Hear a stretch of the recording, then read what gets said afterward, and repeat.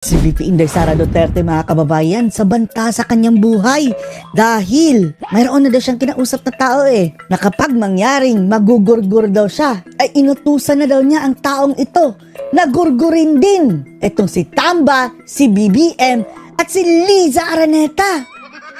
Smio, grabe mga kababayan, panoorin po natin ha. Huwag kang mag-alala ma'am sa security ko kasi may kinausap na ako na tao. Sinabi ko sa kanya, kapag pinatay ako, patayin mo si BBM, si Liza Araneta at si Martin Romualdez. No joke. Tatlo. No joke. Nagbilin na ako ma'am. Nagbili na siya. Pag namatay ako, sabi ko, huwag ka tumigil Huwag tumigil. hanggang hindi mo mapatay sila. Sino? Patay ako, patayin mo si BBM, si Liza Araneta at si Martin Romualdez. No joke. Sabi ko, huwag ka tumigil hanggang hindi mo mapatay sila. Ay, And then he said yes. he said yes. So, Ay, naka. Grabe. alam mo ma'am, Oh, pero seryoso pa ang banta sa buhay ni VP Sara, mga kababayan ha. yan ang lagi kong sinasabi sa Makabayan lang nung mayor pa ako. Ang laban, wala dyan sa EDSA ma'am. Wala dyan sa mga highway. Meron na kasing nagtatawag ng people power, mga Ang laban kababayan. ma'am nandun sa loob ng palasyo. Yan ang problema. We appreciate yung expression ninyo ng disgust, ng pagkamuhi, ng hopelessness kasi it reflects kung ano yung nararamdaman ng marami, milyon. Alam ko yan ma'am kasi kahit saan ako pumunta, ako ang sinasabihan, binoto namin yan dahil sinabi mo, boto namin. Sabihin niyo, corrupt ako? Ako ba yung may bribery case sa mga Supreme Court justices na hindi nahihiya? Si Tambaluslos ang may bribery case, mga kababayan, andun sa Wala Amerika. akong corruption case. Sinasabi ninyo nawawala ang pera dahil may notice of disallowance. Ano ba ibig sabihin ng notice of disallowance doon? Ano ba sinasabi niya? Kulang yung mga papel ninyo. Kasalanan ko ba yan? Galing sa field nga. ang papel. Hindi naman ako ang gumagawa ng papel So ibig sabihin, kasalanan ko kapag yung nag-uusap doon sa kalayo-layong barangay sa Samar, gumagawa sila ng papel na mali, sinasabi ng COA, tapos ako yung nagnakaw ng pera, yung ina ninyo. Alam mo ma'am, nagmumura talaga ako na tao. Kaso hindi lang ako nagmumura talaga in public. Dahil ang mga bata nakikinig sa akin. Napapansin ko yan. When I talk, children listen. That is the reason why I don't cuss in public. But it doesn't mean hindi ako marunong at hindi ako nagmumura. I am doing it for the sake of the country. Kasi nakikinig yung mga bata sa akin. Hindi sila nakikinig kay Martin Romualdez. Lalo hindi sila nakikinig kay BBM. Hindi ko alam bakit tayo umabot sa ganito. Hindi ko alam bakit umabot yung bansa sa ganito. Gusto nila, sila lang ang mayaman. Alam niyo ba, sa bentahan ng mga relo ngayon, sino bumibili ng mga relo? 3, 4 at one time? Mga politiko. Mga galamay ng politiko, karamihan mga congressman. At ang presyohan, mga kababayan, is millions and millions of pesos. Tanong nyo sa mga dealer ng relo, ng mamahaling relo dito sa Pilipinas. Alin mo na yung mahal na relo? Mga dealer ng mamahaling kotse sa Pilipinas. Yan, ang kotse, mga sinaabante. congressman. Walang batas ang Pilipinas ngayon. Wala nang batas. Wala na. Bastusan siya. Tapos nagagalit sila. Sinasabi nila, spoiled brat ako. Ang problema ninyo, hindi nyo ma-prove ang pagiging spoiled brat ko. Dahil hindi ako nagbago. Simula nung ako ay bata hanggang ngayon, hindi ako nagbago. Ni walang isang tao makapagsabi doon sa Davao City na spoiled brat ako. Lagi nilang sinasabi disrespectful kami, 'di ba? Sila yung disrespectful sa opisina ng Vice President.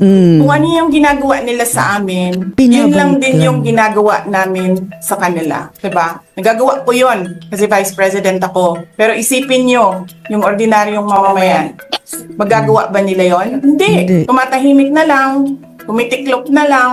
Look at Secretary Harry Roque. Hindi nga ordinaryong tao si Roque niyo. Nasa abroad daw pala, mga kababayan. Ayaw umalis doon sa bansa kasi yung mga anak niya maiiwanan. Pero look at him, umalis na lang. But no, hindi. Bastos sila. Bastos din kami. Wala nga kayong trabaho pag Friday. Sobrang kahayahay ninyo ng mga tao. Ang sarap ng inyong buhay, mga buhaya. Kaming lahat, sa Office of the Vice President, Monday to Friday ang mga trabaho namin. Sa ibang opisina, Monday to Friday. I'm not saying na bawal yan, but alam mo yon, that is something that civil service should think about. May mga opisina ng gobyerno, 4 na araw lang pumapasok. Yung iba, 5 araw pumapasok. Nandyan sa daan, sa init, sa ulan. Pero itong mga congressman at mga senador, mga kababayan, ang daming bakasyon. Tapos wala pang Friday, Saturday, and Sunday. Nandun sa bundok, naglalakad, tumatawid ng mga sapa, Monday to Friday, mga government employees. And then we have a House of Representatives. Yung ilan nga mga kababayan, Monday to Saturday. Isang day off lang sa isang week. Monday to Thursday lang ang trabaho. The civil service should rethink that. Ganyan. So anyway, wala sila. Wala silang trabaho. So hinahanap ko, where is this special doon sa order? Where is this special committee meeting that happened? Because they need the permission of the majority leader and the speaker. Kasi nga walang trabaho eh. So kailangan nila ng permission. Walang nakalagay doon. So how is Saan that kayo nag-session? a legal order? Tapos nakalagay pa sa second order nila, I violated security regulations when I visited. Before ako pumupunta dito, pinapa-clear ko yung oras ko. 11 to 1, 4 to 5. Anong security violations ang violate ko dito sa loob? They allow other visitors to come in here. Pero ako, Na Vice sinabihan ako President. kanina, hindi ka pwede bumisita dyan sa loob. Doon kayo sa visitor center. Ililipat namin. Tinarayan And then I si said no. Sarah. Sabi ko, sinabi ni Secretary Chua to that lawyer, I think Attorney Agnes, I don't know if I remember the name correctly right now, na yes, she can visit subject to the guidelines of the detention center. And so anong ginawa ko mali? Basta na lang ba ganon? Sasabihin nyo, I violated security Vice President. regulations. At siya rin ang kinuha na abogado ha, ng kanyang chief of staff, mga kababayan. Ano yun? Wala naman ako 2 baril. Nung sinabi sa akin na hindi ako pwede pumasok, nag-antay ako. Alam mo, binibigyan ko pa ng pasensya yan si Taas ba yan? Kanina eh. Ngayon hindi na. Nagsinungaling pa siya. Liar. Na I refused daw to leave last night. When I did not even know na pinapaalis ako. Ang sinabi lang sa Binabaliktad. akin, papatayin ang kuryente. Which I Pinatayan sila ng ilaw, mga kababayan, ng aircon at basta kuryente. said, okay lang. Kasi may flashlight naman ako. Grabe no, nagtitipid daw ang mga buhaya, mga kababayan, pinatayan pati ilaw. Ang kano lang ba lang bayad sa ilaw? Dahil nagtitipid daw ang mga buhaya. Sila nagtitipid. Smia, akala sa kanilang pera. Hindi ko naman kailangan ng kuryente. Tapos kanina, sa media, pinapalabas nila na I locked myself doon sa kwarto. Of course, nag-lock ako kasi natutulog na ako. Tapos what?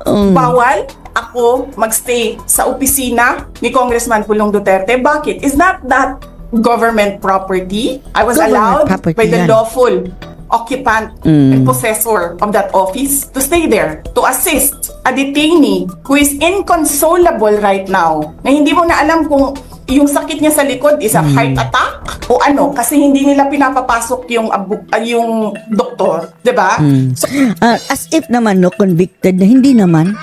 Yung contempt nga nila, mga kababayan, wala sa Oh guidelines. yes, hinahanap ko kanina. Sabi ko, where is this permission from the speaker? Abogado na pa. meron kayong committee hearing kanina in the dead of the night to give an order na i-commit doon sa correctional facility. And where is the rule that says kapag may violation sa detention facility ay ililipat sa correctional facility? Ano yun? You make rules as you go along? Ano yun? Di ba dapat sa demokrasya, Lokohan. there's a rule of law and then they make rules as they go along? Kung ano lang, whatever pleases the speaker, get her out of the House of Representatives kasi hindi siya dapat nandyan. Bakit? Pag mamayari niyo ba itong compound na ito at then sasabihin pa nila sa akin na there is a threat to my life inside the batasang pambansa? Why is there a threat to my life? This is the most secured facility Puno ng buhaya. because nandito lahat ng mga spoiled brat sa ating bansa. Oh. Go, Sara, go. Oh, yan, mga kababayan. Anong masasabi nyo na nagbilin na pala si Sara Duterte, mga kababayan, na kapag magugurgur siya ay ipapagurgur niya si BBM, si Tamba at si Liza Araneta. Post your comments below.